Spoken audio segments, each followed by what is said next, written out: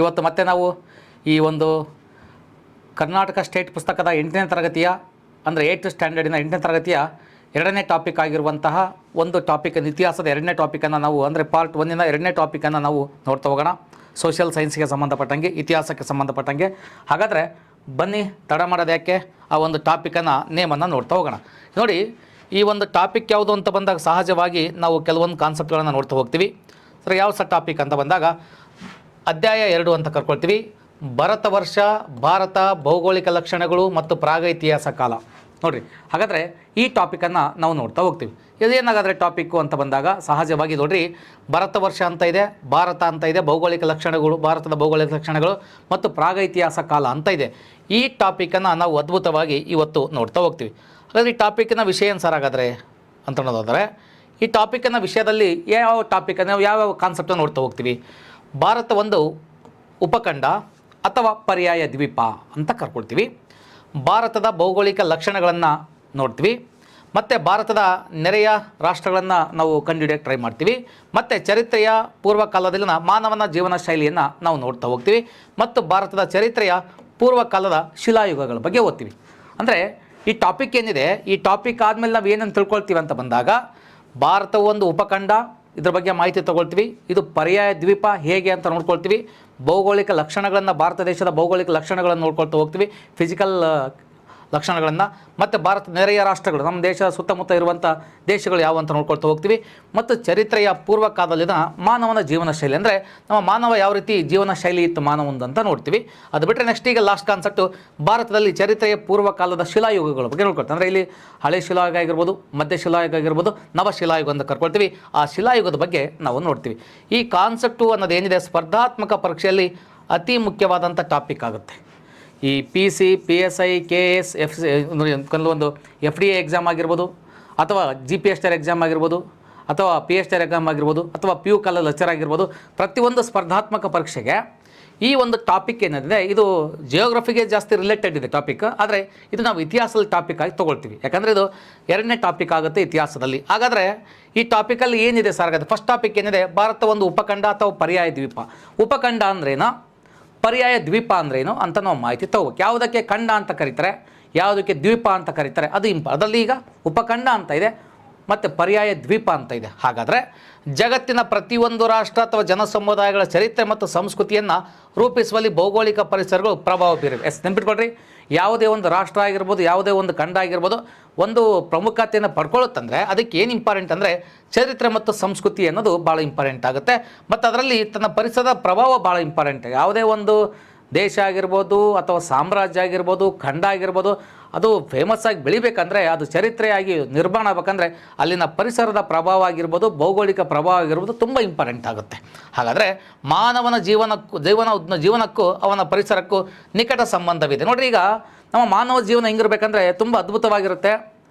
ಮಾನವನ ಜೀವನಕ್ಕೆ ನೋಡ್ರಿ, ಇಲ್ಲಿ ಮಾನವನ ಜೀವನ ಮತ್ತು ಅವನ ಪರಿಸರಕ್ಕೆ ತುಂಬ ನಿಕಟವಾದ ಸಂಬಂಧ ಇದೆ.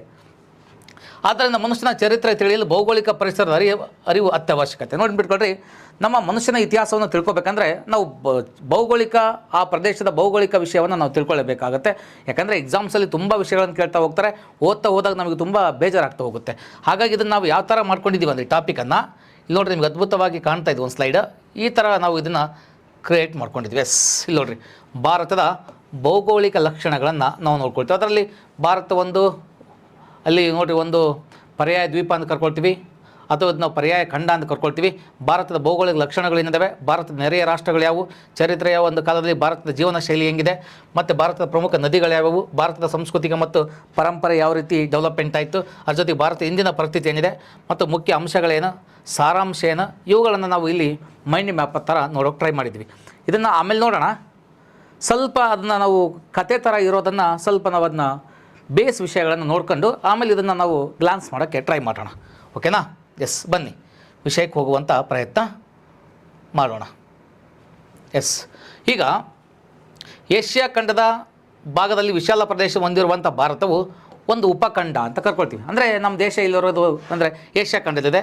ಏಷ್ಯಾ ಖಂಡದಲ್ಲಿ ಕಂಡುಬರ್ತಕ್ಕಂಥ ಒಂದು ನಮ್ಮ ದೇಶ. ಹಾಗಾದರೆ ಇದು ದಕ್ಷಿಣಕ್ಕಿದೆ. ಏಷ್ಯಾ ಖಂಡದ ಯಾವ ಭಾಗದಲ್ಲಿದೆ, ಯಾವ ದಿಕ್ಕಲ್ಲಿ ಅಂದರೆ ಭಾಳ ಇಂಪಾರ್ಟೆಂಟ್ ಆಗುತ್ತೆ, ದಕ್ಷಿಣ ಭಾಗ. ಇದು ಭಾಳ ಇಂಪಾರ್ಟೆಂಟ್ ರೀ, ಅನೇಕ ಬಾರಿ ಸ್ಪರ್ಧಾತ್ಮಕ ಪರೀಕ್ಷೆಯಲ್ಲಿ ಕೇಳ್ತಾರೆ.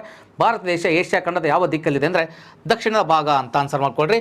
ಹಾಗಾದರೆ ಇದನ್ನ ಉಪಖಂಡ ಅಂತ ಯಾಕೆ ಉಪಖಂಡ ಅಂತ ಕರಿತೀವಿ ಅಂದರೆ ಒಂದು ಖಂಡಕ್ಕೆ ಭೌಗೋಳಿಕವಾಗಿ ಯಾವೆಲ್ಲ ವಿಷಯಗಳಿರ್ಬೇಕೋ ಅಂಥ ಎಲ್ಲ ವಿಷಯಗಳನ್ನು ಒಳಗೊಂಡಿರ್ತಕ್ಕಂಥ ದೇಶ ಇದು ಭಾರತ. ಅದಕ್ಕಾಗಿ ಇದನ್ನ ಉಪಖಂಡ ಅಂತ ಕರ್ಕೊಳ್ತೀವಿ. ಹಾಗಾದರೆ ಭಾಳ ಚೆನ್ನಾಗೈತೆ ನೋಡ್ರಿ. 3 ಕಡೆ ನೀರಿಂದಲೂ ಮತ್ತೊಂದು ಕಡೆ ಭೂಭಾಗದಿಂದಲೂ ಆವೃತವಾಗಿರೋದ್ರಿಂದ ಇದೊಂದು ಪರ್ಯಾಯ ದ್ವೀಪ ಅಂತ ಕರ್ಕೊಳ್ತೀವಿ. ದ್ವೀಪ ಅಂತ ಯಾಕೆ ಕರೀತಾರೆ?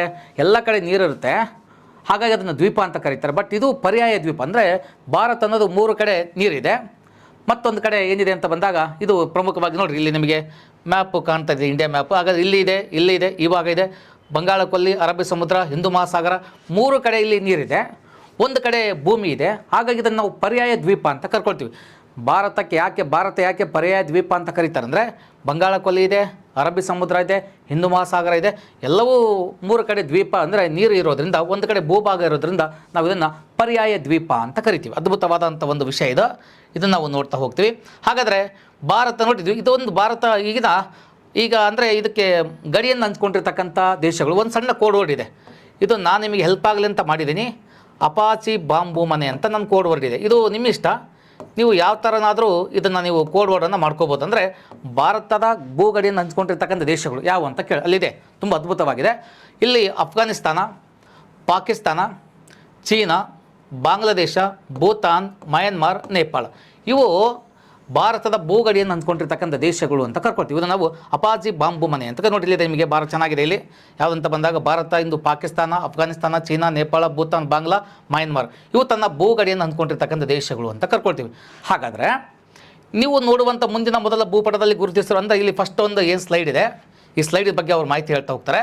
ಈ ಗುರುತಿಸಿರುವಂಥ ಒಂದು ಅಂದರೆ ಇಲ್ಲಿ ಇದು ಭರತ ವರ್ಷ, ಭರತಖಂಡ, ಸಿಂಧು ದ್ವೀಪ ಅಥವಾ ಬೃಹತ್ ಭಾರತ, ಅಖಂಡ ಭಾರತ ಮುಂತಾದ ಹೆಸರುಗಳಿಂದ ಕರೆಯಲ್ಪಟ್ಟಿದ್ದು.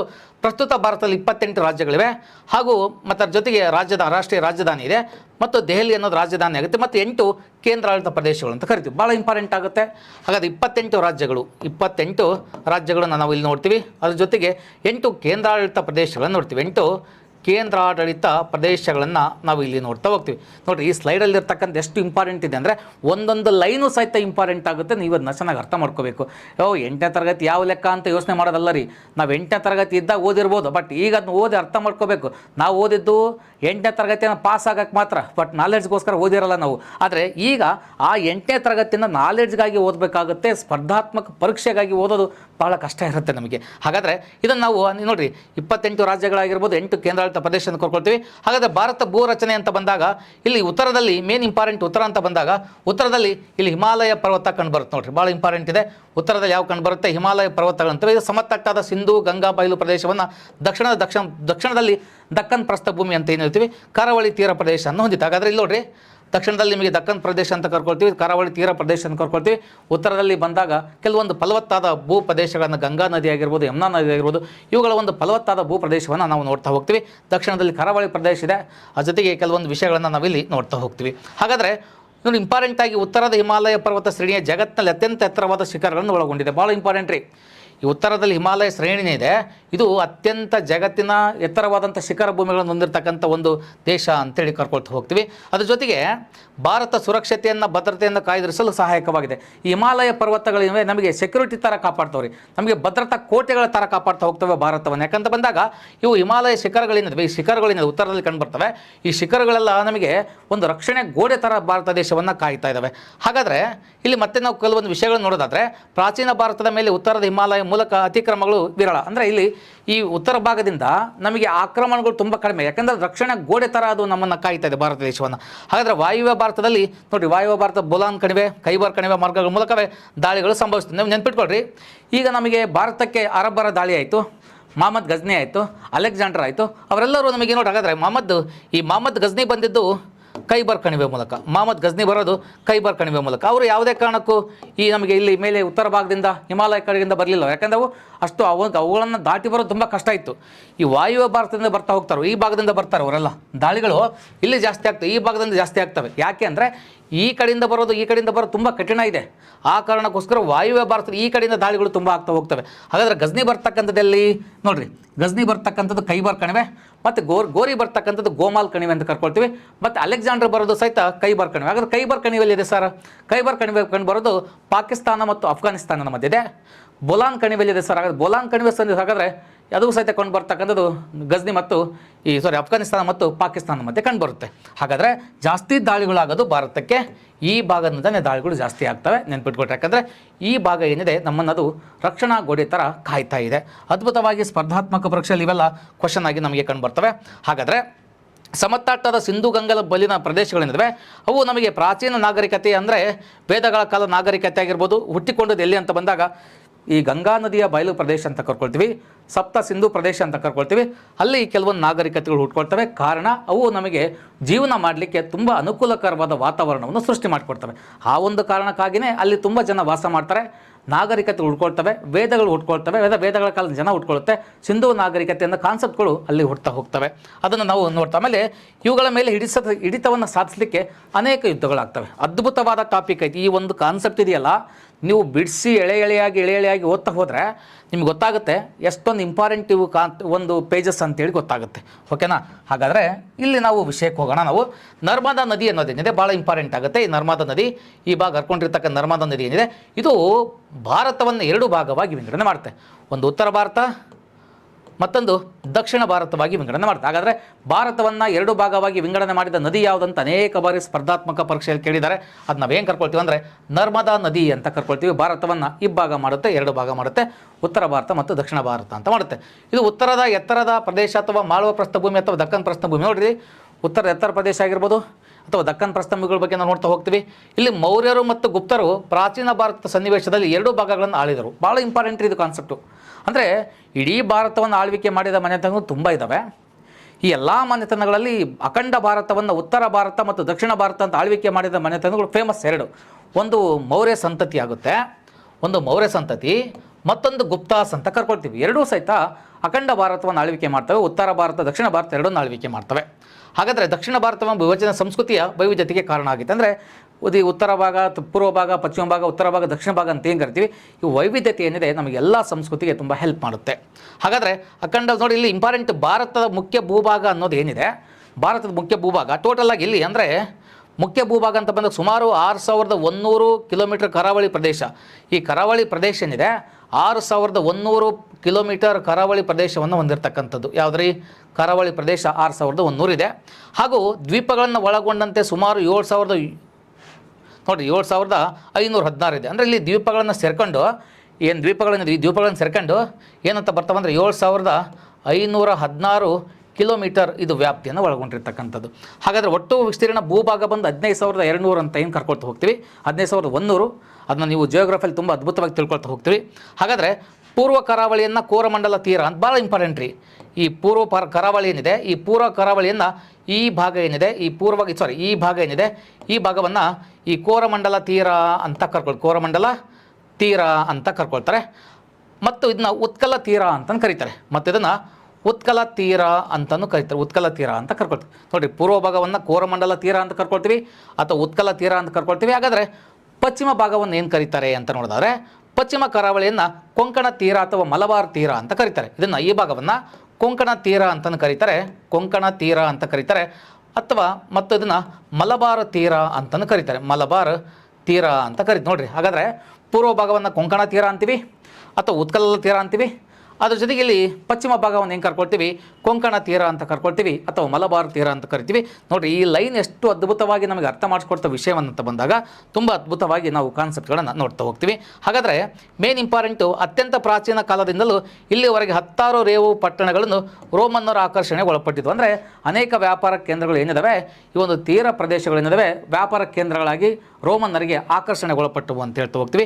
ಆ ಕಾಲದ ವಿದೇಶಿ ವ್ಯಾಪಾರರು ಸಾಮಾನ್ಯವಾಗಿ ಸಮುದ್ರದ ಮೂಲಕವೇ ಸಾಗಿತ್ತು. ಅಂದರೆ ಆಗಿನ ಕಾಲಕ್ಕೆ ವ್ಯಾಪಾರ ವಹಿವಾಟ ಇಲ್ಲಿ ಭೂಮಾರ್ಗದ ಮೂಲಕ ನಡೀತು ತುಂಬ ಕಡಿಮೆ ಇತ್ತು. ಯಾಕಂದರೆ ಜಲಮಾರ್ಗ ಏನಿದೆ, ಈ ಜಲಮಾರ್ಗದ ಮೂಲಕವಾಗಿ ವ್ಯಾಪಾರ ವಹಿವಾಟ ನಡೀತಾ ಇತ್ತು ಅಂತ ಹೇಳ್ತಾ ಹೋಗ್ತೀವಿ.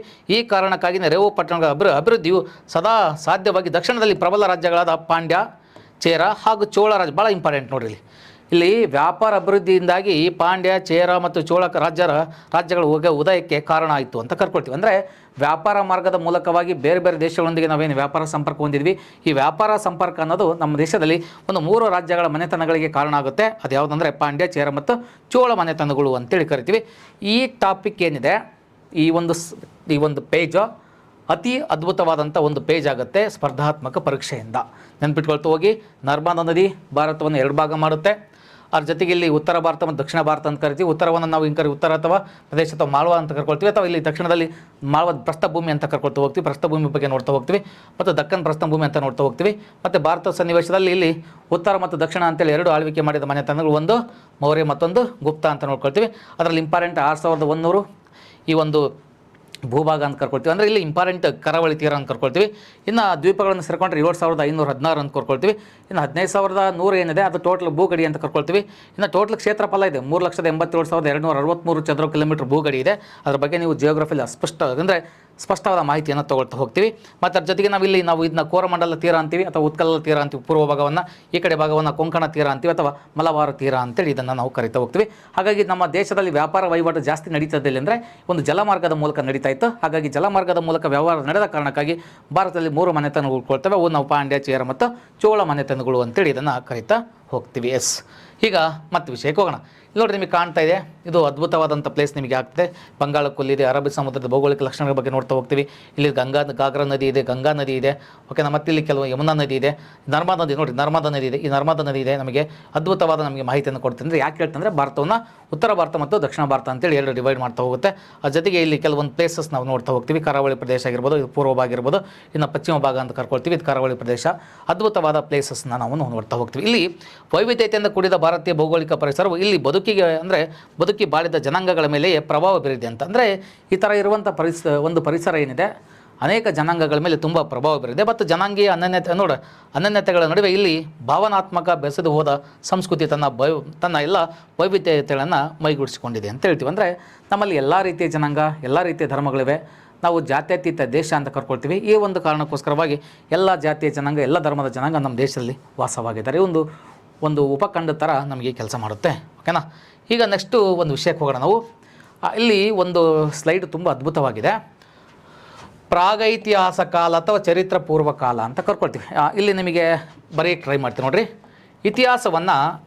ಇತಿಹಾಸವನ್ನು ನಾವು 3 ಭಾಗ ಮಾಡ್ತೀವಿ. ಇತಿಹಾಸವನ್ನು 3 ಭಾಗ ಮಾಡ್ತೀವಿ. ಸರ್, ಏನು 3 ಭಾಗ ಸರ್ ಹಾಗಾದರೆ ಅಂತ ಬಂದಾಗ, ಒಂದು ಪ್ರಾಗೈತಿಹಾಸ ಕಾಲ ಅಂತ ಕರ್ಕೊಳ್ತೀವಿ. ಪ್ರಾಗೈತಿಹಾಸ ಕಾಲ. ಇನ್ನೊಂದು ಆದ್ಯ ಇತಿಹಾಸ ಕಾಲ ಅಂತ ಕರ್ಕೊಳ್ತೀವಿ. ಆದ್ಯ ಇತಿಹಾಸ ಕಾಲ ಅಂತ ಕರ್ಕೊಳ್ತೀವಿ. ಇನ್ನೊಂದಿದೆ, ಅದನ್ನು ನಾವು ಇತಿಹಾಸ ಕಾಲ ಅಂತ ಕರ್ಕೊಳ್ತೀವಿ. ಹಾಗಾದರೆ ಈ ಸ್ಲೈಡ್ ಏನಿದೆ, ಈ 3 ಕಾನ್ಸೆಪ್ಟನ್ನು ಹೇಳ್ತಾ ಹೋಗುತ್ತೆ. ಒಂದು ಪ್ರಾಗೈತಿಹಾಸ ಕಾಲ ಅಂದ್ರೇನು, ಆದ್ಯ ಇತಿಹಾಸ ಕಾಲ ಅಂದ್ರೇನು, ಮತ್ತೊಂದು ಇತಿಹಾಸ ಕಾಲ ಅಂದ್ರೇನು ಅಂತ. ಇದನ್ನು ಅಲ್ಲಿರೋದನ್ನು ನಾನು ನಿಮಗೆ ಸಂಕ್ಷಿಪ್ತವಾಗಿ ಹೇಳ್ಕೊಡೋಕೆ ಟ್ರೈ ಮಾಡ್ತೀನಿ. ಈಗ ಪ್ರಾಗೈತಿಹಾಸ ಕಾಲ ಅಂದರೆ ಇಲ್ಲಿ ಯಾವುದೇ ಲಿಪಿ ಇಲ್ಲ. ಲಿಪಿ ಇಲ್ಲ ಅಂದರೆ ಓದುವಂಥ ಮಾತೇ ಇಲ್ಲ. ಇಲ್ಲಿ ಓದೋಕ್ಕಾಗೋದು, ಲಿಪಿನೇ ಇಲ್ಲ, ಏನು ಓದ್ತೀವಿ? ಮತ್ತು ಹೆಂಗೆ ಸ್ಟಡಿ ಮಾಡಿದ್ವಿ ನಾವು? ಲಿಪಿನೇ ಇಲ್ಲ ಅಂದರೆ ಹೆಂಗೆ ಓದಿದ್ವಿ ಸರ್ ಹಾಗಾದರೆ? ಮನುಷ್ಯ ಬಳಸಿದಂಥ ವಸ್ತುಗಳು, ಮನುಷ್ಯ ಬಳಸಿದಂಥ ಉಪಕರಣಗಳನ್ನು ಇಟ್ಟುಕೊಂಡು ನಾವು ಇತಿಹಾಸವನ್ನು ಓದ್ತೀವಿ. ಯಾವುದು? ಪ್ರಾಗೈತಿಹಾಸ. ಇದನ್ನು ನಾವು ಇತಿಹಾಸ ಪೂರ್ವ ಕಾಲ ಅಂತಲೂ ಕರಿತೀವಿ. ಇದು ಯಾವುದೇ ಲಿಪಿ ಇಲ್ಲದೇ ಇದ್ದಂಥ ಒಂದು ಕಾಲ, ದಾಖಲಾತಿ ಇಲ್ಲದೇ ಇದ್ದಂಥ ಕಾಲದಲ್ಲಿ ಅವು ಮನುಷ್ಯ ಬಳಸಿದಂಥ ಉಪಕರಣಗಳನ್ನ ಇಟ್ಕೊಂಡು ಓದ್ತೀವಿ, ಈ ಒಂದು ಕಾನ್ಸೆಪ್ಟಲ್ಲಿ. ಆಮೇಲೆ ಆದ್ಯ ಇತಿಹಾಸ ಕಾಲ ಅಂದರೆ ಲಿಪಿ ಇದೆ, ಓದೋಕ್ಕೆ ಆಗ್ತಾ ಇಲ್ಲ. ಅದು ನಮ್ಮ ಪ್ರಕಾರ ಇದು ಇಂಡಸ್ ವ್ಯಾಲಿ ಸಿವಿಲೈಸೇಷನ್, IVC ಅಂತ ಕರ್ಕೊಳ್ತೀವಿ. ಸಿಂಧೂ ನಾಗರಿಕ, ಅಲ್ಲಿ ಲಿಪಿ ಇದೆ, ಓದೋಕ್ಕಾಗ್ತಾ ಇಲ್ಲ. ಇನ್ನೊಂದು ಟಾಪಿಕ್ ಇದೆ, ಇತಿಹಾಸ ಕಾಲ ಇದೆ, ಇಲ್ಲಿ ಲಿಪಿ ಇದೆ, ಓದ್ತಾ ಇದ್ದೀವಿ. ಇದು ವೈದಿಕ ಯುಗದಿಂದ ಸ್ಟಾರ್ಟ್ ಆಗುತ್ತೆ. ಲಿಪಿ ಇದೆ, ಓದ್ತಾನೆ ಇದ್ದೀವಿ. ಇದು ವೈದಿಕ ಯುಗದಿಂದ ಸ್ಟಾರ್ಟ್ ಆಗ್ತಕ್ಕಂಥದ್ದು. ಈಗ ನಿಮಗೆ ಅರ್ಥ ಆಗಿದೆ ಅಂದ್ಕೊತೀನಿ ಈ ಇತಿಹಾಸದ 3 ಕಾಲ. ಹಾಗಾದರೆ ಇಲ್ಲಿ ನೋಡಿರಿ, ಮಾನವನ ಲೇಖನ ಕಲೆಯನ್ನು ಕಂಡು ಹಿಡಿಯುವುದಕ್ಕೆ ಮೊದಲಿನ ಕಾಲವನ್ನು ಪ್ರಾಗೈತಿಹಾಸ ಕಾಲ ಅಂತ ಕರಿತೀವಿ. ನಿಮ್ಗೆ ಹೇಳಿದೆ ನಾನು, ಮಾನವನಿಗೆ ಇಲ್ಲಿನ ಲೇಖನ ಕಲೆ ಲಿಪಿ ಇದ್ದಿಲ್ಲ. ಅದಕ್ಕಿಂತ ಮುಂಚೆ ಇರುವಂಥ ಕಾಲವನ್ನು ನಾವು ಪ್ರಾಗೈತಿಹಾಸಿಕ ಕಾಲ ಅಂತ ಕರಿತೀವಿ. ಈ ಕಾಲಘಟ್ಟದ ಭಾಷೆ ಬೆಳವಣಿಗೆ ಲಿಪಿಯ ಬೆಳಕಿನ ಬಗ್ಗೆ ನಮಗೆ ಆಧಾರಗಳು ಸಿಗಿರೋದ್ರಿಂದ ಇದನ್ನು ನಾವು ಚರಿತ್ರೆ ಪೂರ್ವ ಕಾಲ ಅಂತ ಕರಿತೀವಿ. ಅಂದರೆ ಯಾವುದೇ ರೀತಿಯ ಲಿಖಿತ ದಾಖಲಾತಿಗಳು ಸಿಗದೇ ಇರೋದ್ರಿಂದ ಇದನ್ನು ನಾವು ಚರಿತ್ರೆಯ ಪೂರ್ವ ಕಾಲ ಅಂತ ಕರ್ಕೊಳ್ತೀವಿ. ಇಲ್ಲಿ ಮನುಷ್ಯ ಯಾವುದೇ ಲಿಖಿತ ದಾಖಲೆಗಳು ಚರಿತ್ರೆ ಅಧ್ಯಯನಕ್ಕೆ ನಮಗೆ ದೊರಕುವುದಿಲ್ಲ. ನಿಮಗೆ ಹೇಳಿದೆ ಲಿಪಿನೇ ಇಲ್ಲ ಅಂದರೆ ಇನ್ನೇನು ನಮಗೆ ಚರಿತ್ರೆ ತಿಳ್ಕೊಳ್ಳಿಕ್ಕೆ ಆಧಾರಗಳು ಸಿಗ್ತವೆ. ಹಾಗಿದ್ದ ಮೇಲೆ ಇವರ ಬದುಕನ್ನು ನಾವು ತಿಳಿಯೋದಾದ್ರೆ ಹೇಗೆ? ನಿಮಗೆ ಹೇಳಿದೆ ಇವ್ರ ಇತಿಹಾಸವನ್ನು ಹೆಂಗೆ ಓದ್ಕೊಳ್ತೀವಿ ನಾವು ಹಾಗಾದರೆ ಅಂತ ಬಂದಾಗ, ಈ ಕಾಲಘಟ್ಟವನ್ನು ಅಧ್ಯಯನ ಮಾಡಲು ತಜ್ಞರಿಗೆ ಪ್ರಾಕ್ತನ ಅಥವಾ ಪ್ರಾಚ್ಯವಸ್ತು ಅಧ್ಯಯನಕಾರರು ಕರಿತೇವೆ. ಅಂದರೆ ಇವ್ರು ನಾವು ಪ್ರಾಚ್ಯವಸ್ತು ಅಧ್ಯಯನಕಾರ ಅಂತ ಕರಿತೀವಿ. ಯಾಕಂದರೆ ಈ ಕಾಲದಲ್ಲಿ ಮನುಷ್ಯ ಬದುಕು ಅಲೆಮಾರಿ ಬದುಕಾಗಿದ್ದು ಬೇಟೆ ಹಾಗೂ ಆಹಾರ ಸಂಗ್ರಹಣೆ ತೊಡಗಿದ್ದ. ಮತ್ತು ಏನು ಕೆಲಸ ಇತ್ತು ಒಂದಾಗಾದರೆ ಮನುಷ್ಯಂದು ಕೇವಲ ಬೇಟೆಯಾಡೋದು, ತಿನ್ನೋದು, ಬೇಟೆಯಾಡೋದು, ಆಹಾರ ಸಾಮಗ್ರಿಗಳನ್ನು ಸಂಗ್ರಹಿಸೋದು ತುಂಬ ಕಡಿಮೆ. ಅದ್ರ ಜೊತೆಗೆ ಇಲ್ಲಿ ಅಲೆಮಾರಿ ಜೀವನ ಜಾಸ್ತಿ ಉಂಟು. ಹಾಗೆ ಪ್ರಾಚ್ಯವಸ್ತು ಅಧ್ಯಯನಕಾರರಿಗೆ ಈ ಕಾಲದ ಜನರ ಆಹಾರ ಸಂಗ್ರಹಣೆಯಲ್ಲಿ ತೊಡಗಿದ್ದ, ಬೇಟೆಯಾಡಲು ತಯಾರಿಸಿದ್ದ, ಬಳಸುತ್ತಿದ್ದ ಕೆಲವು ಪರಿಕರಗಳು ದೊರೆತಿವೆ. ಹಾಗಾದರೆ ಹೆಂಗೆ ಓದಿದ್ರು ಇವರು ಇತಿಹಾಸವನ್ನು ಅಂದರೆ, ಮನುಷ್ಯನ ಆಹಾರ ಸಾಮಗ್ರಿಗಳನ್ನು ಸಂಗ್ರಹಿಸಲು, ಬೇಟೆಯಾಡಲು ಏನು ಬಳಸಿದ್ದ ಒಂದು ಪರಿಕರಗಳು, ವಸ್ತುಗಳು ಅಂತ ಕರಿತೀವಿ, ಅವನ್ನು ಇಟ್ಕೊಂಡು ಇವರು ಓದ್ತಾ ಹೋಗ್ತಾರೆ. ಅವರ ಇತಿಹಾಸವನ್ನು ಆ ವಿಷಯಗಳ ವಸ್ತುಗಳ ಆಧಾರದ ಮೇಲೆ ಓದ್ತಾ ಹೋಗ್ತೀವಿ. ಅಂದರೆ ಇಲ್ಲಿ ಜನರ ಶಿಲೆ, ಕಟ್ಟಿಗೆ, ಎಲುಬುಗಳಿಂದ ತಯಾರಿಸಿದ ಆಯುಧಗಳು ಬಳಸುತ್ತಿದ್ದಿರಬಹುದು ಅಂತ ಹೇಳ್ತೀವಿ. ಅಂದರೆ ಕಲ್ಲುಗಳಿಂದ ಆಗಿರ್ಬೋದು, ಎಲುಬುಗಳಿಂದ ಆಗಿರ್ಬೋದು, ಮರದ ತೊಗಟೆಗಳಿಂದ ಆಗಿರ್ಬೋದು, ಮರದ ಒಂದು ಕೋಲುಗಳನ್ನು ಬಳಸಿ ಏನು ಮನುಷ್ಯ ಜೀವನ ಮಾಡ್ತಿದ್ದ ಅವುಗಳನ್ನು ಮನುಷ್ಯ ನಾವು ಬಳಸ್ತಿದ್ದ ಅವುಗಳನ್ನು ನೋಡ್ತೀವಿ. ಇವುಗಳಲ್ಲಿ ನಮಗೆ ಶಿಲೆಯಲ್ಲಿ ತಯಾರಿಸಿದ ಪರಿಕರಗಳಷ್ಟೇ ಕಾಲಗಳನ್ನು ನಾವು ಭೇದಿಸಿ ಇವತ್ತಿಗೂ ಆಧಾರವಾಗಿ ಉಳ್ಕೊಂಡಿವೆ. ಅಂದರೆ ಈ ಕಲ್ಲಿನಲ್ಲಿ ಬಳಸಿದಂಥ ಕೆಲವೊಂದು ಆಯುಧಗಳೇನಿದ್ದಾವೆ ಅಥವಾ ಒಂದು ಪರಿಕರಗಳಿದ್ದಾವೆ, ಇವನ್ನ ಇತಿಹಾಸ ಓದಲಿಕ್ಕೆ ನಮಗೆ ತುಂಬ ಹೆಲ್ಪ್ ಮಾಡ್ತವೆ. ಪ್ರಾಣಿಗಳ ಮಾಂಸ, ಮೂಳೆ ಕತ್ತರಿಸಲು, ಮರಗಳ ತೊಗಟೆಗಳನ್ನು, ಪ್ರಾಣಿಗಳ ಚರ್ಮವನ್ನು ಕೀಳಲು, ಹಣ್ಣು ಮತ್ತು ಬೇರುಗಳನ್ನು ಕತ್ತರಿಸಲು ಶಿಲಾ ಪರಿಕರಗಳನ್ನು ಬಳಸ್ತಾ ಇದ್ದ. ಅಂದರೆ ಶಿಲಾ ಪರಿಕರಗಳನ್ನು ಯಾವುದಕ್ಕೆ ಬಳಸ್ತಾ ಇದ್ದ ಅಂತ ಬಂದಾಗ ನೆನ್ಪಿಟ್ಕೊಡ್ರಿ, ಎಲುಬು ಮತ್ತು ಕಟ್ಟಿಗೆಯನ್ನು ನೋಡಿರಿ. ಇಲ್ಲಿ ಕೆಲವೊಂದು ಇಂಪಾರ್ಟೆಂಟ್ ಪ್ರಾಣಿಗಳ ಚರ್ಮವನ್ನು ಕೀಳಲಿಕ್ಕೆ, ಹಣ್ಣುಗಳನ್ನು ಕೀಳಲಿಕ್ಕೆ ಆಗಿರ್ಬೋದು, ಬೇರುಗಳನ್ನು ಕತ್ತರಿಸಲಿಕ್ಕೆ ಆಗಿರ್ಬೋದು, ಮತ್ತು ಇವುಗಳನ್ನು ಬಳಸ್ತಾರೆ. ಜನರು ಎಲುಬು ಮತ್ತು ಕಟ್ಟಿಗೆಗಳನ್ನು ಕೈ ಹಿಡಿಯುವ, ಅಂದರೆ ಇಲ್ಲಿ ಕೈ ಹಿಡಿ ಅಳವಡಿಸಿಕೊಂಡು ಬಳಸ್ತಾರೆ. ಅಂದರೆ ಇಲ್ಲಿ ಯಾವುದಾದ್ರು ಒಂದು ಕಲ್ಲಿಗೆ ಈ ಒಂದು ಮರದ ಒಂದು ತೊಗಟೆ ಏನಿದೆ ಅದನ್ನು ಹಿಡಿಯಾಗಿ ಬಳಸ್ತಾಯಿದ್ರು. ಅದ್ರ ಜೊತೆಗೆ ಮತ್ತೊಂದು ಕಾನ್ಸೆಪ್ಟ್ ಅಂತ ಬಂದಾಗ ಇಲ್ಲಿ ಕಟ್ಟಿಗೆಯ ಒಂದು ಭಾಗವನ್ನು ಹಿಡಿಯಾಗಿ ಬಳಸ್ತಾಯಿದ್ರು. ಮತ್ತು ಬರ್ಚಿ, ಬಾಣವನ್ನು ಇಟ್ಟುಕೊಂಡು ಬೇಟೆ ಆಡ್ತಿದ್ರು. ಹಾಗೆ ಕಾಲಕ್ಕೆ ಬರ್ಚಿಗಳಿದ್ದು ಕಲ್ಲಿನ ಚೂಪನು ಮತ್ತು ಬಾಣಗಳನ್ನು ಇಲ್ಲಿ ಮನುಷ್ಯ ಬಳಸ್ತಾ ಇದ್ದ. ಮರವನ್ನು ಕಡಿದು ಸೌದೆಯನ್ನಾಗಿ ಒಳಗಿಸಲು ಶಿಲೆಗಳನ್ನು ಕೊಡಲಿಯನ್ನಾಗಿ ಮಾಡ್ಕೊಳ್ತಾರೆ. ಅಂದರೆ ಸೌದೆಗಳು ಬೇಕಾಗುತ್ತೆ, ಕೊಡಲಿಯನ್ನಾಗಿ ಮಾಡ್ಕೊಳ್ತಾರೆ. ಗುಡಿಸಲುಗಳನ್ನು ಕಟ್ಟಲು ಮರವನ್ನು ಬಳಸಿರ್ಬೋದು. ಅಂದರೆ ನಾವು ಅಂದ್ಕೊಂತೀವಿ, ನಾವು ಕ್ಲಿಯರೆನ್ಸ್ ಇಲ್ಲ, ಮನೆಗಳನ್ನು ಕಟ್ಟಲಿಕ್ಕೆ ಇವರು ಗುಡಿಸಲನ್ನು ಕಟ್ಟಕ್ಕೆ ಮರ ಬಳಸಿರ್ಬೋದು ಅಂದ್ಕೊಂತೀವಿ. ಮರವನ್ನು ಕೆಲವೊಂದು ಆಯುಧಗಳ ಕೈ ಹಿಡಿಯಿಂದಾಗಿ ರೂಪಿಸಿಕೊಂಡಿರ್ಬೋದು ಅಂತ ಕರ್ಕೊಳ್ತೀವಿ. ಅಂದರೆ ಮೇಲಿನ ವಿವರಗಳನ್ನು ಚರಿತ್ರೆ ಪೂರ್ವಕಾಲದ ಲಕ್ಷಣಗಳು. ನಿಮಗೆ ಕ್ವಶನ್ಸ್ ಕೇಳ್ತಾರೆ, ಚರಿತ್ರೆ ಪೂರ್ವಕಾಲದ ಲಕ್ಷಣಗಳು ಯಾವುವು ಅಂತ ಕೇಳಿದರೆ ನಾವು ಇದೆಲ್ಲವನ್ನು ಸ್ಪಷ್ಟವಾಗಿ ಮಾಹಿತಿ ಕೊಡಬೇಕಾಗುತ್ತೆ. ಅದ್ರ ಜೊತೆಗೆ ಇತಿಹಾಸದ ವರ್ಗೀಕರಣ ಆಯ್ತು ನೋಡಿರಿ. ನಿಮಗೆ ಹೇಳಿದ್ದೆ ನಾನು, ಇತಿಹಾಸ ವರ್ಗೀಕರಣ ಆಗುತ್ತೆ. ಪ್ರಾಗೈತಿಹಾಸ ಕಾಲ ಅಥವಾ ಇತಿಹಾಸ ಪೂರ್ವಕಾಲ ಅಂತ ಕರ್ಕೊಳ್ತೀವಿ. ಇತಿಹಾಸ ಪೂರ್ವ ಪುನರಚನೆಗೆ ಅಂದರೆ ಇಲ್ಲಿ ಕೇವಲ ಪ್ರಾಚ್ಯವಶೇಷಗಳ ಮಾತ್ರ ಇರುವ ಅವಧಿಯನ್ನು ನಾವು ಶಿಲಾಯುಗ ಸಂಸ್ಕೃತಿ ಅಂತ ಕರ್ಕೊಳ್ತೀವಿ. ಇನ್ನು ಭಾವಿ ಇತಿಹಾಸ ಕಾಲ ಅಂತ ಬಂದಾಗ ಇತಿಹಾಸ ಪುನರಚನೆಗೆ ಪ್ರಾಚ್ಯವಶೇಷಗಳ ಜೊತೆಗೆ ಲಿಖಿತ ದಾಖಲೆಗಳು ದೊರೆತಿವೆ. ನಿಮಗೆ ಹೇಳಿದ ಲಿಖಿತ ದಾಖಲೆ ದೊರೆತಿವೆ ಅಂತ ಹೇಳ್ತೀವಿ, ಬಟ್ ಅವನ್ನು ಓದುವಲ್ಲಿ ಯಶಸ್ವಿ ಆಗಿಲ್ಲ ಅಂತ ಹೇಳಿದ್ದು ನಾವು ಆದ್ಯ ಇತಿಹಾಸ ಕಾಲ ಅಂತ ಕರ್ಕೊಳ್ತೀವಿ. ಫಾರ್ ಎಕ್ಸಾಂಪಲ್ ನಿಮಗೆ ಇಲ್ಲಿ ನೋಡಿರಿ, ಸಿಂಧು ನಾಗರಿಕತೆ. ನಾನು ನಿಮಗೆ ಹೇಳಿದೆ IVC ಅಂತ, ಸಿಂಧು ನಾಗರಿಕತೆ ಅಂತ ನಿಮಗೆ ನಾನು ಸ್ಪಷ್ಟವಾಗಿ ಹೇಳಿದ್ದೆ. ಮತ್ತು ಇತಿಹಾಸ ಕಾಲ, ಇತಿಹಾಸ ಪುನರಚನೆಗೆ ಪ್ರಾಚ್ಯವಶೇಷಗಳ ವಸ್ತು, ಲಿಖಿತ ದಾಖಲೆಗಳು ಅವಧಿ, ಇದನ್ನು ನಾವು ವೇದಗಳ ಕಾಲ ನಾಗರಿಕತೆಯಿಂದ ಸ್ಟಾರ್ಟ್ ಆಗುತ್ತೆ ಅಂತ ಹೇಳಿದ್ದು ನಾನು ಕರೆಕ್ಟಾಗಿ ಹೇಳಿದ್ದೆ. ಇಲ್ಲಿಂದ ನಮಗೆ ಎಲ್ಲ ಸಿಗುತ್ತೆ ಅಂತ. ಇಲ್ಲಿ ಲಿಪಿ ಇಲ್ಲ, ಓದ್ತಾ ಇಲ್ಲ, ಲಿಪಿ ಇದೆ, ಓದೋಕ್ಕಾಗ್ತಾ ಇಲ್ಲ, ಇಲ್ಲಿ ಲಿಪಿ ಇದೆ, ಓದ್ತಾ ಇದ್ದೀವಿ. ಹಾಗಾಗಿ ಇದನ್ನ ಪ್ರಾಗೈತಿಹಾಸ ಕಾಲ, ಆದ್ಯ ಇತಿಹಾಸ ಕಾಲ ಮತ್ತು ಇತಿಹಾಸ ಕಾಲ ಅಂತೇಳಿ ಓದ್ತಾ ಹೋಗ್ತೀವಿ. ಹಾಗಾದರೆ ಇಲ್ಲಿ ಕೆಲವೊಂದು ಇವರ ಬದುಕಿಗೆ ಬಳಸಿಕೊಂಡಂಥ ತಾಣಗಳು ಯಾವುವು ಅಂದರೆ ಮನುಷ್ಯ ಎಲ್ಲೆಲ್ಲಿ ವಾಸವಾಗಿದ್ದ, ಯಾವ ರೀತಿ ವಾಸವಾಗಿದ್ದ ಅನ್ನೋದನ್ನು ನಾವು ಸ್ಪಷ್ಟವಾಗಿ ನೋಡ್ತಾ ಹೋಗ್ತೀವಿ. ನೋಡಿರಿ, ಬೇಟೆ, ಆಹಾರ ಸಂಗ್ರಹಣೆ ಮಾಡಿದ ಬದುಕನ್ನು ಸಾಗಿಸಿದ ಮಾನವ ಒಂದು ಕೂರ್ಗ ಭಾರತದಲ್ಲಿ ಬಿಂಬೆಟ್ಕ ಅಂತ ಕರ್ಕೊಳ್ತೀವಿ. ಬಿಂಬೆಟ್ಕ, ಹುಣಸಗಿ, ಯಾದಗಿರಿಯಲ್ಲಿ ಕಂಡುಬರುವಂಥ ಹುಣಸಗಿ ಮತ್ತು ಬೈಚಬಾಳ ಅಂತ ಕರ್ಕೊಳ್ತೀವಿ. ಆಂಧ್ರ ಪ್ರದೇಶದ ಕರ್ನೂಲ್ ಅಂತ ಕರ್ಕೊಳ್ತೀವಿ. ಅಲ್ಲಿ ಮತ್ತು ಅನೇಕ ಕಡೆಗಳಲ್ಲಿ ಮನುಷ್ಯ ಲಭ್ಯವಾಗಿವೆ. ಹಾಗಾದರೆ ಮನುಷ್ಯ ಎಲ್ಲೆಲ್ಲಿ ವಾಸವಾಗಿದ್ದ ಅಂತ ಬಂದಾಗ ಬಿಂಬೆಟ್ಕದಲ್ಲಿ, ಅದ್ರ ಜೊತೆಗೆ ಹುಣಸಗಿ ಮತ್ತು ಬೈಚಬಾಳು, ಅದ್ರ ಜೊತೆಗೆ ಕರ್ನೂಲು ಪ್ರದೇಶಗಳಲ್ಲಿ ವಾಸವಾಗಿದ್ದ ಅಂತ ಕರ್ಕೊಳ್ತೀವಿ. ಅದರ ಜೊತೆಗೆ ಇಲ್ಲಿ ಬೇಟೆ, ಆಹಾರ ಸಂಗ್ರಹಣೆಯಲ್ಲಿ ತೊಡಗಿದ್ದ ಇನ್ನೂ ಬೇರೆ ಬೇರೆ ನೆಲೆಗಳು ಕೂಡ ಭಾರತದಲ್ಲಿ ಲಭ್ಯವಿವೆ ಅಂತೆ. ಅನೇಕ ಕಡೆಗಳಲ್ಲಿ ಮನುಷ್ಯ ವಾಸವಾಗಿದ್ದ ಅನೇಕ ನೆಲೆಗಳು ನಮಗೆ ಕಂಡುಬರ್ತಾ ಹೋಗ್ತೀವಿ. ಇಂಥ ಕೆಲಸ ಏನು, ಬೇಟೆಯಾಡೋದು, ಆಹಾರಗಳನ್ನು ಸಂಗ್ರಹಿಸೋದಷ್ಟೇ. ಇಂತಹ ಬಹುತೇಕ ನೆಲೆಗಳು ನದಿಗಳು ಹಾಗೂ ಕೊಳಗಳಲ್ಲಿ ಕಂಡು ಬರುತ್ತೀವಿ. ಅಂದರೆ ಜಾಸ್ತಿ ಮನುಷ್ಯ ಎಲ್ಲೆಲ್ಲಿ ನದಿಗಳಿದ್ದು ಅಲ್ಲಿ ವಾಸ ಮಾಡ್ತಾನೆ. ಯಾಕಂದರೆ ಒಂದು ಬದುಕಕ್ಕೆ ಆಧಾರಕ್ಕೆ ನೀರು ಬೇಕಲ್ವ, ಅಲ್ಲಿ ಅಲ್ಲದೆ ಈ ಕಾಲಘಟ್ಟದಲ್ಲಿ ಮನುಷ್ಯ ಎಲ್ಲಿ ವಾಸವಾಗಿದ್ದ ಅಂತ ಬಂದಾಗ ಸಹಜವಾಗಿ ಅಳಿವು ಉಳಿವಿನ ಪರಿಕರಗಳನ್ನು ಅನಿವಾರ್ಯವಾಗಿತ್ತು. ಅಂದರೆ ಇಲ್ಲಿ ಶಿಲೆಗಳ ಪರಿಕರಗಳು ಭಾಳ ಇಂಪಾರ್ಟೆಂಟ್. ಯಾಕಂದರೆ ಮನುಷ್ಯ ಬದುಕಬೇಕಂದ್ರೆ ಆಯುಧಗಳನ್ನು ಮಾಡ್ಕೋಬೇಕು, ಆಯುಧಗಳು ಬೇಕಂದ್ರೆ ಕಲ್ಲು ಬೇಕು. ಎಲ್ಲೆಲ್ಲಿ ಕಲ್ಲಿನ ಜಾಗಗಳಿದ್ದವು ಮನುಷ್ಯ ಅಲ್ಲೆಲ್ಲಿ ವಾಸವಾಗಿದ್ದ. ಅದಕ್ಕೆ ಅವನಿಗೆ ಶಿಲೆಗಳ ಪರಿಕರಗಳು ಭಾಳ ಇಂಪಾರ್ಟೆಂಟ್ ಆಗುತ್ತೆ. ಆ ಒಂದು ಕಾರಣಕ್ಕೋಸ್ಕರವಾಗಿ ಆತ ಕಲ್ಲುಗಳನ್ನು ದೊರೆಯುವ ಸ್ಥಳಗಳಲ್ಲೇ ಆತ ವಾಸಕ್ಕೆ ಆಯ್ಕೆ ಮಾಡಿಕೊಂಡಿದ್ದ ಅಂತ ಭಾಳ ಇಂಪಾರ್ಟೆಂಟ್ ರೀ. ಎಲ್ಲೆಲ್ಲಿ ಕಲ್ಲು ಸಿಕ್ಕವು ಅಲ್ಲೇ ಮನುಷ್ಯ ವಾಸ ಮಾಡ್ಕೊಂಡಿರ್ತಾನೆ. ಮನುಷ್ಯನ ಕಲ್ಲುಗಳನ್ನು ಬಳಸಿ ಪರಿಕರಗಳನ್ನು ತಯಾರಿಸಿದ ಇಂಥ ಪ್ರದೇಶಗಳನ್ನು ಕೈಗಾರಿಕಾ ನೆಲೆಗಳೆಂದು ಕರಿತಾ ಹೋಗ್ತೀವಿ. ಅಂದರೆ ಮುಂದೆ ಇವು ಏನಾಗ್ತವೆ, ಕಲ್ಲುಗಳನ್ನು ಪರಿಕರಗಳನ್ನು ಮಾಡ್ಕೊಂಡು ಅಲ್ಲೆಲ್ಲಿ ವಾಸ ಮಾಡೋಕೆ ಹೋದ ಅದು ಮುಂದೆ ಏನಾಯಿತು ಕೈಗಾರಿಕಾ ಪರಿಕರಗಳು ಅಥವಾ ಕೈಗಾರಿಕಾ ನೆಲೆಗಳು ಅಂತ ಆಗ್ತವೆ. ಇಂಥ ಕೈಗಾರಿಕಾ ನೆಲೆ ಎಲ್ಲಿ ಎನ್ನುವುದು ತಿಳಿಯುವುದಾದರೆ ಸಾಮಾನ್ಯವಾಗಿ ಕೆಲವೆಡೆ ಬಂಡೆಗಳು ಕಂಡುಬರುವ ಪ್ರದೇಶಗಳಲ್ಲಿ ಕೆಲವು ಪರಿಕರಗಳನ್ನು ನಾವು ಕಾಣಲು ಸಾಧ್ಯ. ಎಲ್ಲೆಲ್ಲಿ ಕಲ್ಲು ಬಂಡೆಗಳು ಕಾಣ್ತವೆ ಅಲ್ಲಿ ನಾವು ಪರಿಕರಗಳನ್ನು ಕಾಣ್ತಾ ಹೋಗ್ತೀವಿ. ಮತ್ತು ಈ ಪರಿಕರಗಳನ್ನು ರೂಪಿಸುವ ಸಂದರ್ಭ ಕೆಲವೊಂದು ಕಲ್ಲುಗಳು ಪರಿಕರಗಳನ್ನು ತಯಾರಿಸಲು ಯೋಗ್ಯವಲ್ಲವೆಂದು ಮನುಷ್ಯ ತಿರಸ್ಕರಿಸಬಹುದು. ಕೆಲವೊಂದು ಕಡೆ ಕಲ್ಲುಗಳನ್ನು ಕಡಿದು ರಾಶಿ ಹಾಕಿದ್ದಾನೆ, ಮನಸ್ಸಲ್ಲಿ ಜೀವನ ಮಾಡೋಕ್ಕಾಗಿಲ್ಲ. ಯಾಕಂದರೆ ಅವು ಕಲ್ಲುಗಳು ತಮಗೆ ವಾಸ ಮಾಡೋಕ್ಕೆ ಯೋಗ್ಯವಲ್ಲದಂತಾಗಿರ್ತವೆ. ಅಷ್ಟೇ ಅಲ್ಲದೆ ನಿರ್ಮಿಸುವ ಸಂದರ್ಭದಲ್ಲಿ ಮೂಡಿ ಬಂದ ಕಲ್ಲಿನ ಚಕ್ಕೆಗಳು ರಾಶಿಗಳನ್ನು ನಾವು ನೋಡ್ತಾ ಹೋಗ್ತೀವಿ. ಮಾನವ ಇಂಥ ಪ್ರದೇಶಗಳಲ್ಲಿ ಅನೇಕ ವರ್ಷಗಳು ನೆಲೆಸಿದರೂ ಸಾಧ್ಯವಿದೆ. ಇಂತಹ ನೆಲೆಗಳಿಗೆ ವಾಸ ಕೈಗಾರಿಕೆಗಳ ನೆಲೆಗಳು ಅಂತ ಕರಿತಾ ಹೋಗ್ತಾರೆ. ಹಾಗಾದರೆ ಬೆಂಕಿ ಬಗ್ಗೆ ನಮಗೆ ಏನು ಗೊತ್ತಾಗುತ್ತೆ, ಭಾಳ ಇಂಪಾರ್ಟೆಂಟ್ ಆಗುತ್ತೆ. ಬೆಂಕಿಯ ಬಗ್ಗೆ ತಿಳಿವು ಮನುಷ್ಯನಿಗೆ ಭಾಳ ಇಂಪಾರ್ಟೆಂಟ್. ನೋಡಿರಿ, ಸ್ಪರ್ಧಾತ್ಮಕ ಪರೀಕ್ಷೆಯಲ್ಲಿ ಈ ಒಂದು ಸ್ಲೈಡ್ ಏನಿದೆ ತುಂಬ ನಮಗೆ ಸಹಾಯ ಮಾಡ್ತಾ ಹೋಗುತ್ತೆ. ಏನಾಗಾದರೆ ಕರ್ನೂಲಿನ ಗವಿಗಳಲ್ಲಿ ಬೂದಿಯ ಕುರುಹುಗಳು ಭಾಳ ಇಂಪಾರ್ಟೆಂಟ್. ಇದು ಕರ್ನೂಲಿನ ಗುಹೆಗಳಲ್ಲಿ ಬೂದಿಯ ಕುರುಹುಗಳು ಸಿಕ್ಕಿವೆ.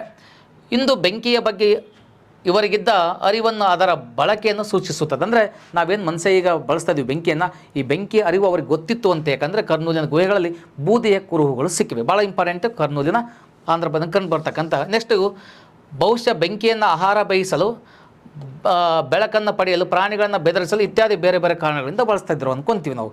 ಅಂದರೆ ಆಹಾರ ಬೇಯಿಸೋಕ್ಕಾಗಿರ್ಬೋದು, ಪ್ರಾಣಿಗಳನ್ನು ಬೇಯಿಸೋಕ್ಕಾಗಿರ್ಬೋದು, ಆ ಜೊತೆಗೆ ಇಲ್ಲಿ ಈ ಪ್ರಾಣಿಗಳನ್ನು ಹೆದರಿಸೋಕ್ಕೆ ಬೆಂಕಿಯನ್ನು ಬಳಸ್ತಾ ಇದ್ದ ಅಂದ್ಕೊತೀವಿ.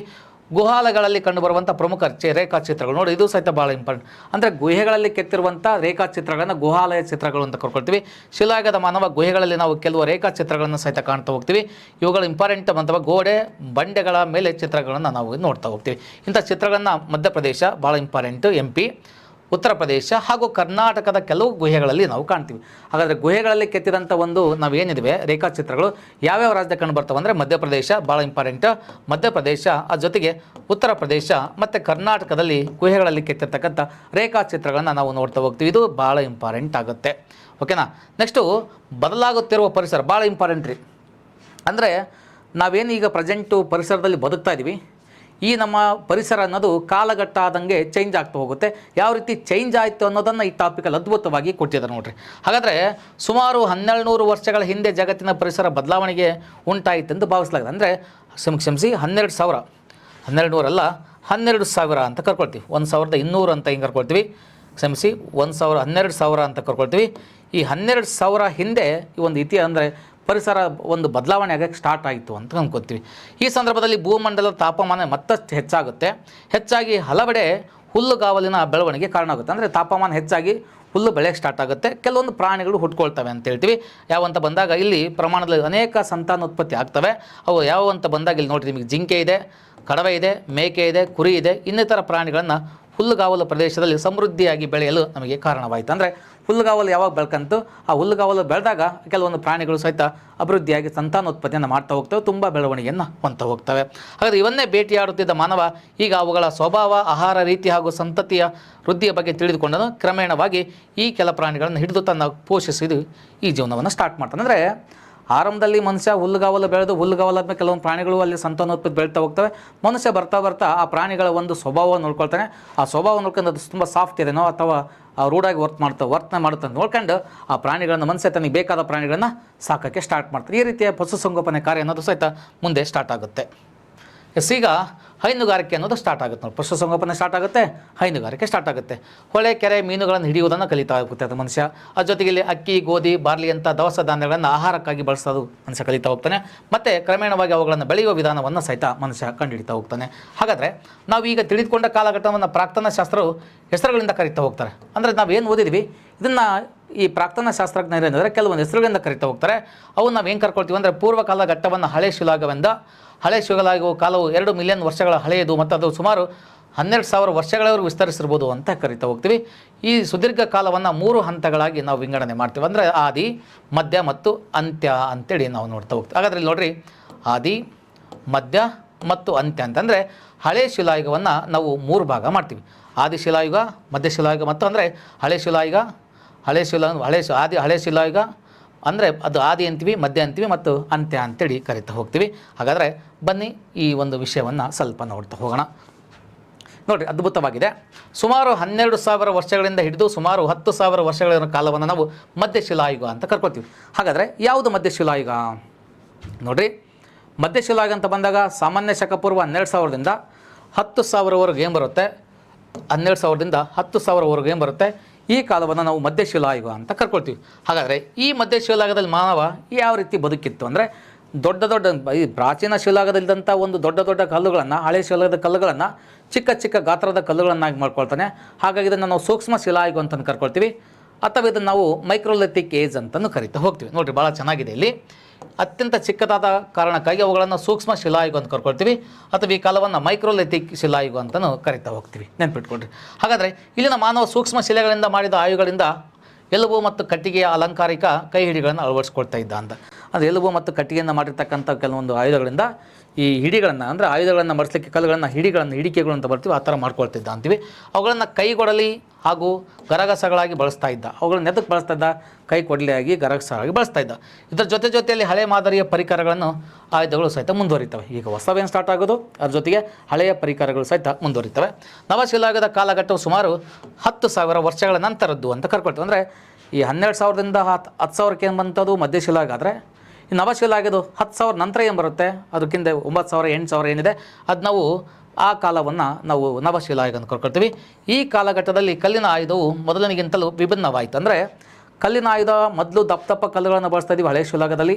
ಮಧ್ಯಶಿಲಾಯುಗದಲ್ಲಿ ಅವನ್ನ ಚಿಕ್ಕ ಗಾತ್ರದ ಕಲ್ಲುಗಳನ್ನು ಮಾಡಿಕೊಂಡು ನವಶಿಲಾಯುಗಕ್ಕೆ ಅವನ್ನು ಶಾರ್ಪ್ ಮಾಡ್ಕೊಳ್ತೀವಿ, ಮನುಚು ಮಾಡ್ಕೊಳ್ತಾ ಹೋಗ್ತೀವಿ. ಹಾಗಾಗಿ ಬಳ್ಳಾರಿ ಸಂಗನ ಕಲ್ಲು ಇದಕ್ಕೆ ಪ್ರಖ್ಯಾತಿ ಹೊಂದಿತ್ತು ಅಂತ ಈ ಆಯುಧಗಳು ಹೊಳಪಿನಿಂದ ಕೂಡಿದ್ದು, ಹರಿತವಾದ ಆಲಗವನ್ನು ಹೊಂದಿದ್ದು, ಗಿಡಮೂಲಿಕೆಗಳನ್ನು ಅರಿಯಲು, ದವಸ ಧಾನ್ಯಗಳನ್ನು ಪುಡಿ ಮಾಡಲು ಮತ್ತು ಬೀಸೆ ಕಲ್ಲುಗಳನ್ನು ನೀವು ಬಳಸ್ತಾ ಹೋಗ್ತಾ ಇದ್ದೀವಿ. ಈ ಕಾಲದ ಮನವಿಗೆ ಮಡಿಕೆ ಕುಡಿಕೆಗಳು ದೊರೆತವು. ಅಂದರೆ ಮಡಿಕೆ ಕುಡಿಕೆಗಳು ಮೊದಲೇ ಮಾಡ್ತಿದ್ರು, ಬಟ್ ಈ ನವಶಿಲಾಯುಗದ ಮಾನವನಿಗೆ ಮಡಿಕೆ ಕುಡಿಕೆಗಳ ಮೇಲೆ ಪೇಂಟ್ ಮಾಡೋದನ್ನು ಕಲಿತಾ ಹೋಗ್ತಾನೆ. ನೋಡಿ, ಇದು ಭಾಳ ಚೆನ್ನಾಗಿದೆ.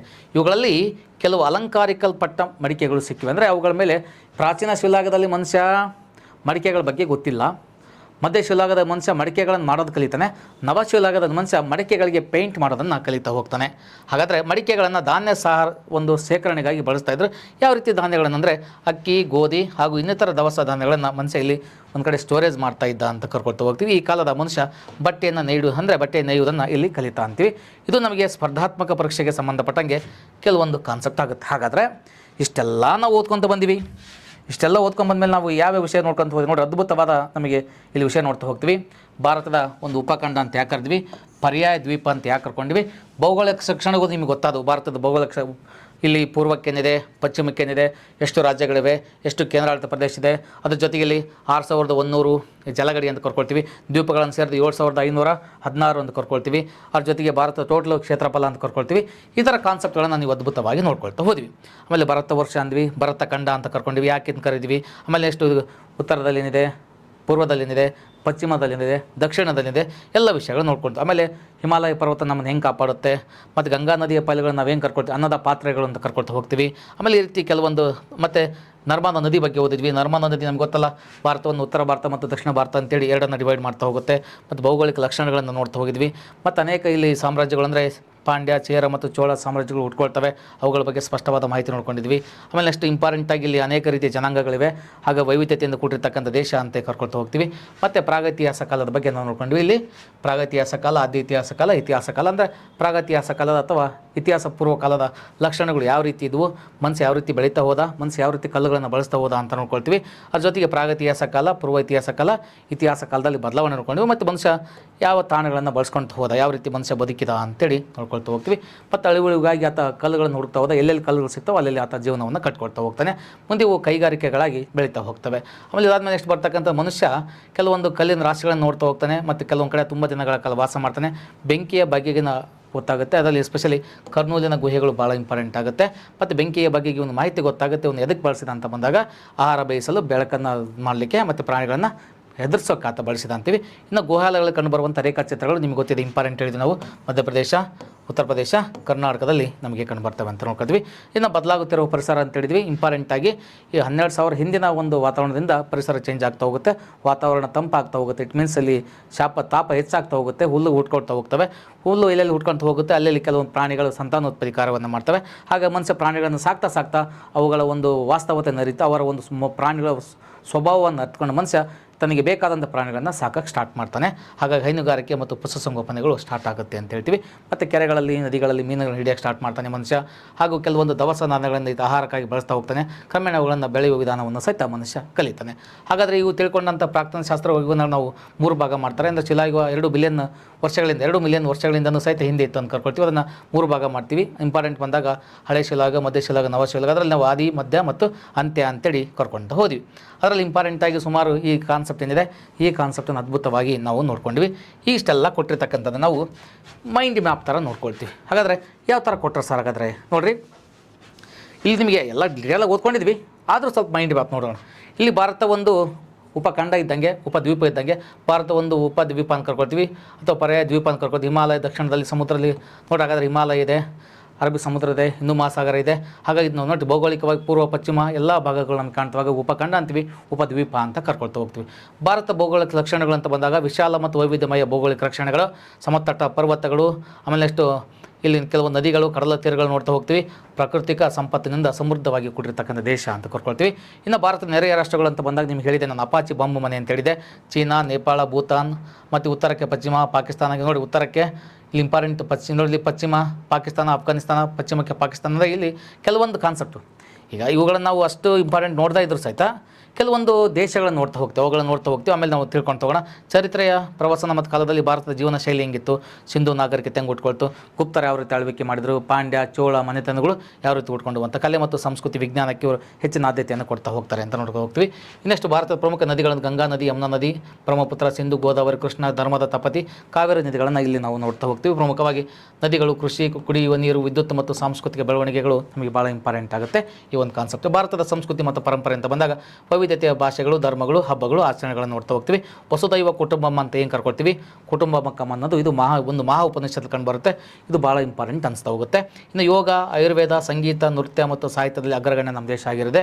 ಭಾರತದ ಇಂದಿನ ಪರಿಸ್ಥಿತಿ ನೋಡಿದಾಗ ನಾವು ತುಂಬ ಚೇಂಜಸ್ ಆಗಿದ್ದೀವಿ, ಭಾಳ ಬದಲಾವಣೆ ಆಯಿತು. 12,000 ವರ್ಷದಿಂದ ಮನುಷ್ಯ ಹೆಂಗೆ ಬದಲಾವಣೆ ಆಗ್ತಾ ಹೋಗ್ತಾನೆ, ಪರಿಸರ ಬದಲಾವಣೆ ಆಯಿತು. ಹಾಗೆ ಈಗಿನ ಸಹಿತ ಬದಲಾವಣೆ, ವಿಜ್ಞಾನ ತಂತ್ರಜ್ಞಾನ ತುಂಬ ಅಪಾರವಾದ ಬದಲಾವಣೆ ಆಗಿದೆ. ಕೈಗಾರಿಕೆ, ಶಿಕ್ಷಣ ಮತ್ತು ವೈವಿಧ್ಯಕೀಯ ಕ್ಷೇತ್ರದಲ್ಲಿ ತುಂಬ ಪ್ರಗತಿಯಾಗಿದೆ. ಅಂತಾರಾಷ್ಟ್ರೀಯ ಕೇಂದ್ರದಲ್ಲಿ ಭಾರತ ಪ್ರಭಾವ ಹೆಚ್ಚಾಗಿದೆ. ಮತ್ತು ಅದ್ರ ಜೊತೆಗೆ ಇಲ್ಲಿ ಭಾರತ ಡಿಜಿಟಲ್ ಇಂಡಿಯಾ ರೀತಿಯಲ್ಲಿ ಯೋಜನೆಗಳನ್ನು ನಾವು ಬೆಳವಣಿಗೆ ಮಾಡ್ಕೊಂಡಿದ್ದೀವಿ. ಇದು ಇಂಪಾರ್ಟೆಂಟ್ ಆಗುತ್ತೆ. ಇಲ್ಲಿ ನೋಡಿ ಇಂಪಾರ್ಟೆಂಟಾಗಿ ನಾವು ಕೆಲವೊಂದು ವಿಷಯಗಳನ್ನು ನಾವು ಸ್ಪರ್ಧಾತ್ಮಕ ಪರೀಕ್ಷೆಯಲ್ಲಿ ನೋಡ್ತಾ ಹೋಗ್ತೀವಿ. ಇನ್ನು ಶಿಲಾಯುಗದ ಅಂತ ಬಂದಾಗ ಇದು ನೋಡಿರಿ, ಹಳೆ ಶಿಲಾಯುಗ, ನವಶಿಲಾಯುಗ, ಮಧ್ಯ ಶಿಲಾಯುಗ ಅಂತ ಕರ್ಕೊಳ್ತೀವಿ. ಹಾಗಾದರೆ ಇಲ್ಲಿ ಹಳೆ ಶಿಲಾಯುಗ ಅಂತ ಬಂದಾಗ ಶಿಲಾಯುಗ ಪರಿಚಯ, ಮಾನವ ಮೊದಲು ಮಹತ್ವದ ಅವಧಿ, ಕಲ್ಲುಗಳನ್ನು ಉಪಯೋಗಿಸಿದ ಸಾಧನಗಳು, ತಯಾರಿಸಿದ ಕಾಲವನ್ನು ಹೊಸ ಮಧ್ಯ ಮತ್ತು ಹೊಸ ಅಂದರೆ ಇಲ್ಲಿ ಹಳೆ, ಮಧ್ಯ ಮತ್ತು ಹೊಸ ಶಿಲಾಯುಗ ಅಂತ ಕರ್ಕೊಳ್ತೀವಿ. ಹಾಗಾದರೆ ಇಲ್ಲಿ ಮೇನ್ ಇಂಪಾರ್ಟೆಂಟ್ ಬರ್ತಕ್ಕಂಥದ್ದು ಇಲ್ಲಿ ನೋಡಿರಿ, ಇದು ಹಳೆ ಶಿಲಾಯುಗ ಅಂತ ಕರ್ಕೊಳ್ತೀವಿ, ಇದು ಮಧ್ಯ ಶಿಲಾಯುಗ ಅಂತ ಕರ್ಕೊಳ್ತೀವಿ, ನವಶಿಲಾಯುಗ ಅಂತೇಳಿ ಕರ್ಕೊಳ್ತಾ ಹೋಗ್ತೀವಿ. ಅಂದರೆ ಮನುಷ್ಯನ ಇಲ್ಲ ನೋಡಿರಿ ಇಂಪಾರ್ಟೆಂಟ್ ಏನಿದೆ ನಿಮಗೆ, ಆದಿಶಿಲಾಯುಗ, ಮಧ್ಯಶಿಲಾಯುಗ ಮತ್ತು ಅಂತ್ಯಶಿಲಾಯುಗ ಅಂತ ಏನು ಕರ್ಕೊಳ್ತೀವಿ. ಈ ಮನುಷ್ಯನ ಬದಲಿಸಿದಂಥ ಒಂದು ಅವನ ಜೀವನ ಶೈಲಿಯ ವಿಧವನ್ನು ನಾವು ನೋಡ್ತೀವಿ. ಶಿಲಾಯುಗದ ಬಗ್ಗೆ ನಾವು ಸ್ಪಷ್ಟವಾಗಿ ಮಾಹಿತಿಯನ್ನು ತೊಗೊಂಡಿದ್ದೀವಿ. ಅಂದರೆ ನೀವು ಅರ್ಥ ಮಾಡಿಕೊಟ್ರೆ ಸ್ಪರ್ಧಾತ್ಮಕ ಪರೀಕ್ಷೆಯಲ್ಲಿ ಈ ಟಾಪಿಕ್ ಅನ್ನೋದೇನಿದೆ ತುಂಬ ನಿಮಗೆ ಸಹಾಯ ಮಾಡುತ್ತೆ. ಈ ಟಾಪಿಕ್ ಎಷ್ಟು ಇಂಪಾರ್ಟೆಂಟ್ ಅಂದರೆ ಒಂದೊಂದು ಲೈನು ಸಹಿತ ನೀವು ಓದಿದರೆ ತುಂಬ ಹೆಲ್ಪ್ಫುಲ್ ಆಗುತ್ತೆ. ಚೆನ್ನಾಗಿ ಓದ್ಕೊಳ್ರಿ ಈ ಟಾಪಿಕನ್ನು. ಓದ್ಕೊಂಡು ಸ್ಪರ್ಧಾತ್ಮಕ ಪರೀಕ್ಷೆಗೆ ಏನೆಲ್ಲ ಬೇಕು ಒಂದೊಂದು ಲೈನನ್ನು ಪಾಯಿಂಟ್ಸ್ ಮಾಡ್ತಾ ಹೋಗಿ, ತುಂಬ ನಿಮಗೆ ಎಕ್ಸಾಮ್ಗೆ ತುಂಬ ಸಹಾಯ ಮಾಡುತ್ತೆ. ಹಾಗಾದರೆ ಮುಂದಿನ ಟಾಪಿಕ್ನ ನಾವು ನೆಕ್ಸ್ಟ್ ಕ್ಲಾಸಲ್ಲಿ ಸಿಗೋಣ. ಮುಂದಿನ ಟಾಪಿಕ್ ಬಗ್ಗೆ ನಾವು ನೋಡ್ತಾ ಹೋಗೋಣ. ಈ ಒಂದು ಕ್ಲಾಸ್ ನಿಮಗೆ ಇಷ್ಟ ಆದರೆ ನಿಮ್ಮ ಸ್ನೇಹಿತರಿಗೂ ಸಹಿತ ಶೇರ್ ಮಾಡ್ತಾ ಹೋಗಿ, ಕಮೆಂಟ್ ಬಾಕ್ಸಲ್ಲಿ ಕಮೆಂಟ್ ಮಾಡ್ತಾ ಹೋಗಿ. ಮುಂದಿನ ಒಂದು ಕ್ಲಾಸಲ್ಲಿ ನಾವು ಸಿಗೋಣ. ಹಾಗಾದರೆ ನಿಮಗೆ ಇಲ್ಲಿ ನಮ್ಮ ಗುರುದೇವದ ಒಂದು ಲರ್ನಿಂಗ್ ಆ್ಯಪ್ ಇದೆ. ಆ್ಯಪ್ ಟುಡೇ ಮಾಡ್ಕೊಂಡಪ್ಪ ಅಂದ್ರೆ ನಿಮ್ಗೆ ಏನು ಸಿಗುತ್ತೆ ಅಂದರೆ ಡೈಲಿ ಕರೆಂಟ್ ಅಫೇರ್ಸ್ ಸಿಗುತ್ತೆ, ಫ್ರೀ ಟೆಸ್ಟ್ ಸೀರೀಸ್ ಸಿಗುತ್ತೆ, ಜಾಬ್ ನೋಟಿಫಿಕೇಷನ್ಸ್ ಬರ್ತವೆ, ಮತ್ತು ಮಂತ್ಲಿ ಮ್ಯಾಗ್ಝಿನ್ಸ್ ಮತ್ತು ಕನ್ನಡ, ಇಂಗ್ಲೀಷ್ 2 ಲ್ಯಾಂಗ್ವೇಜಲ್ಲಿ ಇರ್ತವೆ. ಮತ್ತು ಅದ್ರ ಜೊತೆಗೆ ಲೈವ್ ರೆಕಾರ್ಡಿಂಗ್ ಕ್ಲಾಸಸ್ ಸಿಗ್ತವೆ. ಹಾಗಾಗಿ ನಮ್ಮ ಯೂಟ್ಯೂಬನ್ನು ನೀವು ಸಬ್ಸ್ಕ್ರೈಬ್ ಮಾಡ್ಕೊಳ್ಳಿ. ಟೆಲಿಗ್ರಾಮ್ ಮತ್ತು ಅದ್ರ ಜೊತೆಗೆ ನಮಗೆ ಇಲ್ಲಿ ಇನ್ಸ್ಟಾ ಇದೆ ಮತ್ತು ಫೇಸ್ಬುಕ್ ಅಕೌಂಟ್ ಇದೆ. ಇವುಗಳನ್ನು ನೀವು ಜಾಯಿನ್ ಆಗ್ತೀವಿ ಅಂತ ಹೇಳ್ತಾ ಮುಂದಿನ ವೀಡಿಯೋದಲ್ಲಿ ಮತ್ತೆ ನಾವು ಸಿಗೋಣ. ಮುಂದಿನ ಒಂದು 3ನೇ ಟಾಪಿಕ್ ಬಗ್ಗೆ ನಾವು ಚರ್ಚೆ ಮಾಡ್ತಾ ಹೋಗೋಣ. Thank you for watching.